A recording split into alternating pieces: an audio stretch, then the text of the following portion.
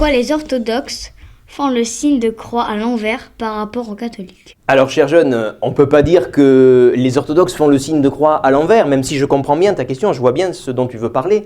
En fait, les orthodoxes, lorsqu'ils se marquent sur leur propre corps du signe de la croix, eh bien, ils regardent le prêtre qui est en train de les bénir et ils imitent le geste du prêtre, ou plutôt, j'allais dire, ils veulent fixer sur leur propre corps le geste de bénédiction que le prêtre est en train de leur donner.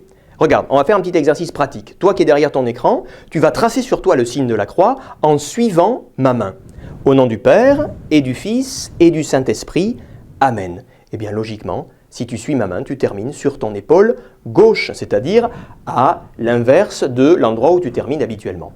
Nous, dans l'Église latine, et ça c'est une question d'habitude, eh bien, on a pris l'habitude de faire le signe de la croix en se marquant donc du front à l'abdomen et de l'épaule gauche à l'épaule droite.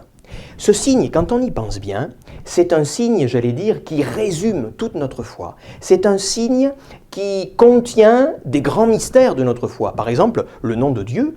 Ce signe s'accompagne d'une parole. Depuis tout à l'heure, je le dis. Au nom du Père et du Fils et du Saint-Esprit. Amen. C'est-à-dire que les chrétiens croient en un seul Dieu, mais en trois personnes. Et on énonce le nom des personnes divines. Dieu qui est Père, Dieu qui est Fils et Dieu qui est Saint-Esprit. Et puis, dans ce geste tout simple de la croix que tout le monde peut faire, eh bien, il y a les deux dimensions, celle du ciel et celle de la terre, celle qui unit le ciel à la terre, c'est-à-dire notre relation entre Dieu et nous-mêmes, et puis la relation horizontale, celle qui nous unit, puisque nous sommes tous frères et sœurs, celle qui nous unit à notre prochain.